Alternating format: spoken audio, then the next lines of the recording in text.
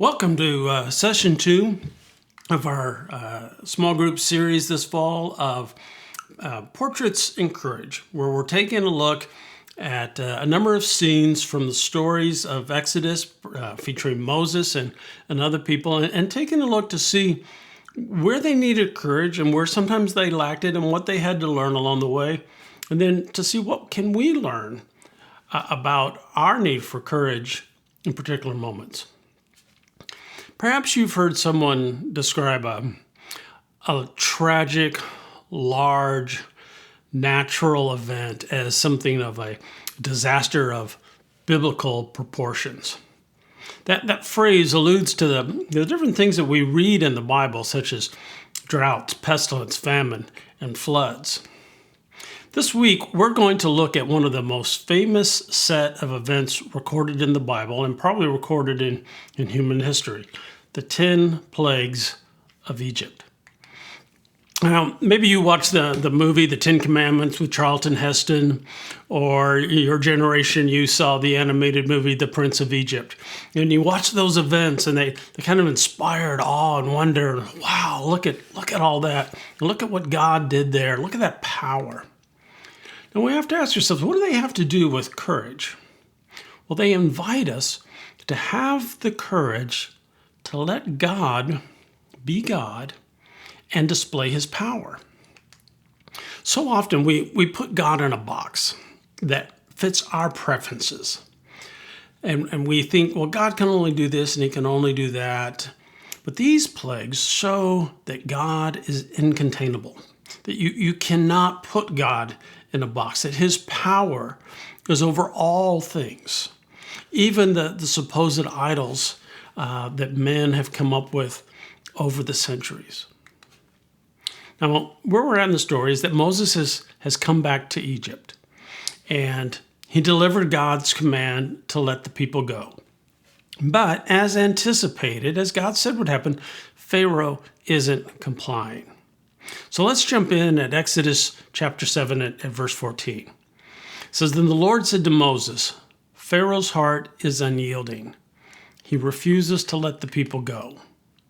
So go to Pharaoh in the morning. As he goes out to the river, confront him on the bank of the Nile, and take in your hand the staff that was changed into a snake. Then say to him, the Lord, the God of the Hebrews, has sent me to say to you, let my people go, so that they may worship me in the wilderness. But until now, you have not listened. This is what the Lord says, by this you will know that I am the Lord. And with the staff that is in my hand, I will strike the water of the Nile, and it will be changed into blood." So that's what God told Moses to do. So Moses and Aaron did just as the Lord had commanded, and they struck the water of the Nile, and all the water was changed into blood. The fish in the Nile died, and the river smelled so bad that the Egyptians could not drink its water. Blood was everywhere in Egypt. It's an increasingly grotesque scene, isn't it? Just blah. Now, what is God doing here? One of the things I want us to see, particularly in this session, is that these 10 plagues are not just 10 random acts. They are specifically mocking, attacking one of the supposed gods of the Egyptians. So what is God mocking here by the water being turned to blood? What god is he mocking or attacking? Well, in this one, it's the god Hapi, the god of the annual flooding of the Nile in the ancient Egyptian religion. The Nile was integral to sustaining life in Egypt.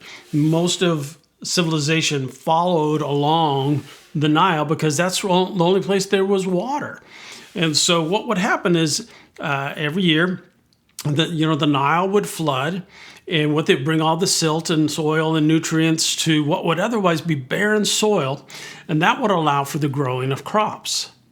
So this plague is essentially poisoning a life-giving source for the Egyptians and saying, you think you have a God who does this for you? You think you have this?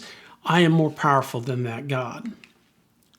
Then we're told that 7 days passed after the Lord struck the Nile, and Pharaoh doesn't change his mind. It says, then the Lord said to Moses in chapter 8, verse 1, go to Pharaoh and say to him, this is what the Lord says, let my people go so that they may worship me.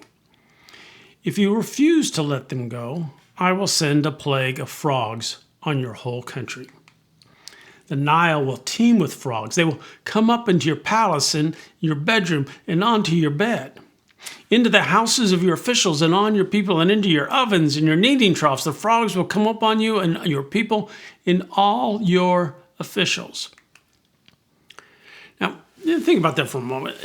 Isn't it kind of fun every now and then to see a frog? You get kind of excited. Sometimes you see the kind that can crawl up on a window, or you do something and kids try to catch it and hold it for a little bit. It's one thing to have one or two frogs, and sometimes you have the frogs that are making noises around a pond, and that can be kind of soothing a little bit. But when you are being overwhelmed by them, when they are everywhere and in everything, that's a whole different matter. So while the plague of the blood brought little response from Pharaoh, this one got his attention. And so Pharaoh summoned Moses and Aaron and said, pray to the Lord to take the frogs away from me and my people, and I will let your people go offer sacrifices to the Lord.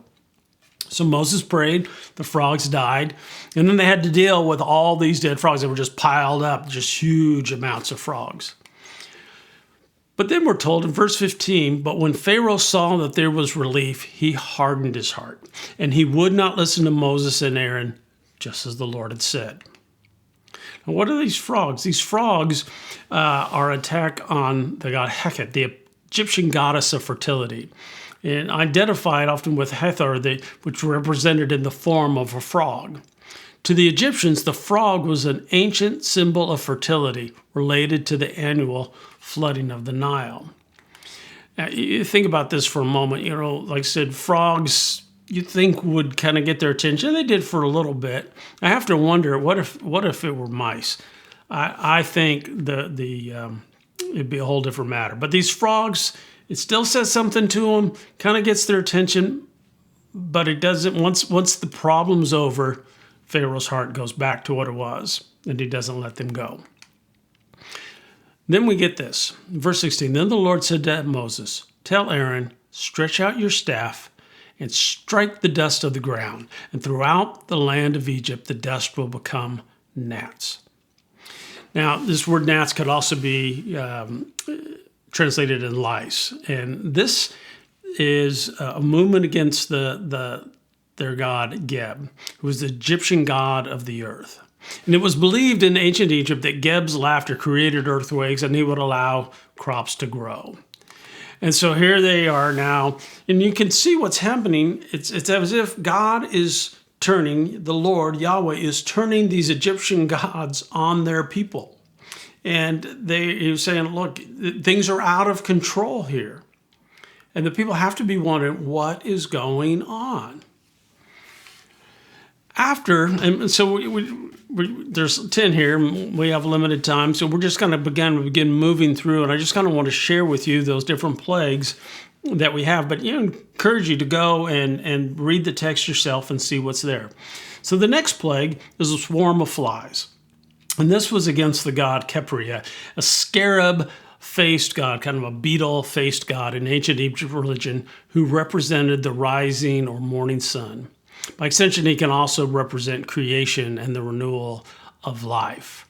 And so when God does this, it's like, oh, here's this, and yet now they're everywhere, and they're moving against them. And you've probably been in a situation. I mean, just one fly in your house can drive you nuts. And if you get a whole bunch of flies, but now they've got millions of them, and it's a problem. But it's still not enough to get them to let the people go. Well, then the next plague up is the death of cattle and livestock.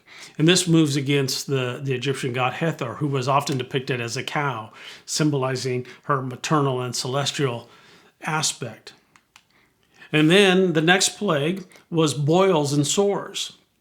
And this moved against the goddess by the name of Isis, who was the goddess of medicine and peace. And now we have something here for the very first time. A couple of things. One, there's no announcement. And two, the plague that is given here is directly attacking the Egyptian people themselves.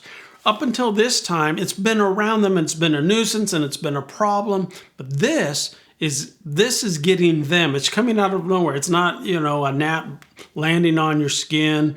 It's not a fly swarming around, getting in your ears and your nose and all that. This is coming from their bodies.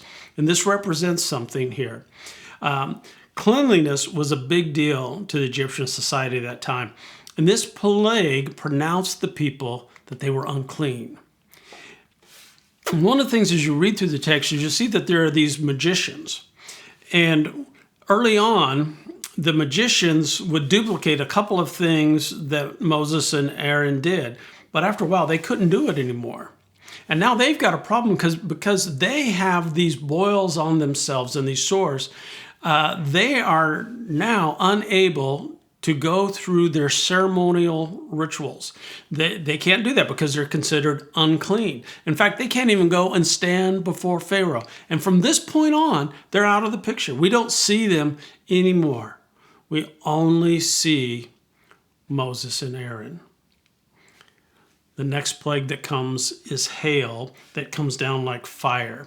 And this is against the god Nut, the goddess of the sky. And the crops are destroyed by this hail. As it comes down, it burns up certain crops. And the crops that were destroyed were flax and barley, which were out ripening in their fields. Now, it's interesting that these two particular crops were not the mainstay of their diet. It wasn't like, we eat this, but they were used more specifically for clothing or to make alcohol. And so what's happening here, without this barley, without this flax, it would make their life uncomfortable, but it did not impact their food supply of wheat.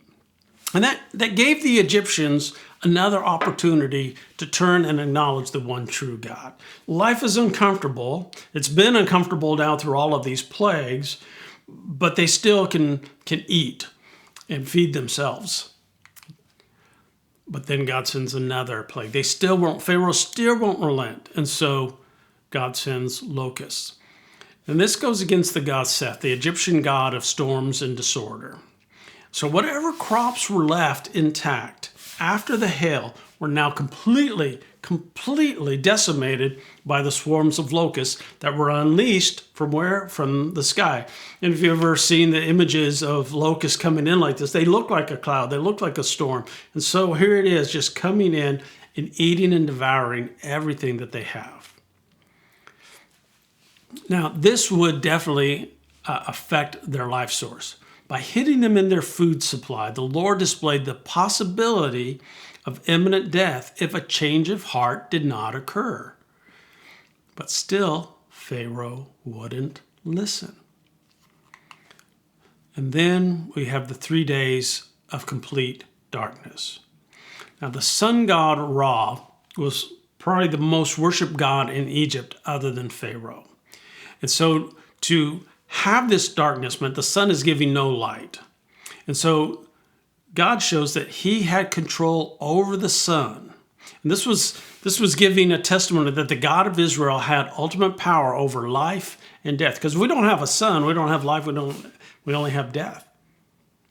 And so God is saying, I'm in control of that. Your most powerful God, Ra, nothing compared to me. Why? Because he is nothing. He's only an idol.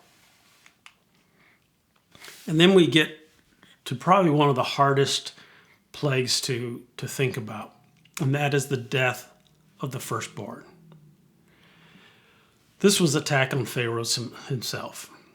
Pharaoh was seen as the ultimate power in Egypt.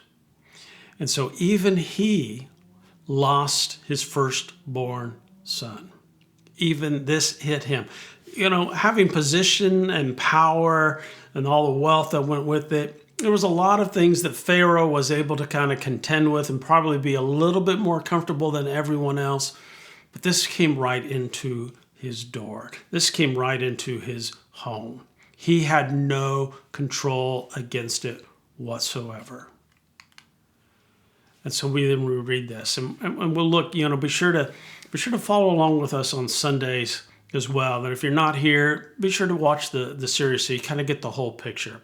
But we're told that during the night, Pharaoh summoned Moses. So after his son has died, his firstborn son, and remember, if you kind of think about this, because there's some parallel here, because there was a time when a Pharaoh ordered the death of newborn children. So Pharaoh summons Moses and Aaron. He said, get up, leave my people. You and the Israelites go. Worship the Lord as you have requested. Take your flocks and your herds and go. And then it says the Egyptians urged the people to hurry and leave the country, for otherwise they said, we will die. Now you see what they're having here? God said, he's not only going to let you go, he's going to drive you out. He's going to push you out. He's going to show you the door and say, get out of here. And that's exactly what's happening. And it says then, on that very day, the Lord brought the Israelites out of Egypt. These plagues were not just arbitrary disasters of biblical proportions, but they were very specific messages about Yahweh's power over all things.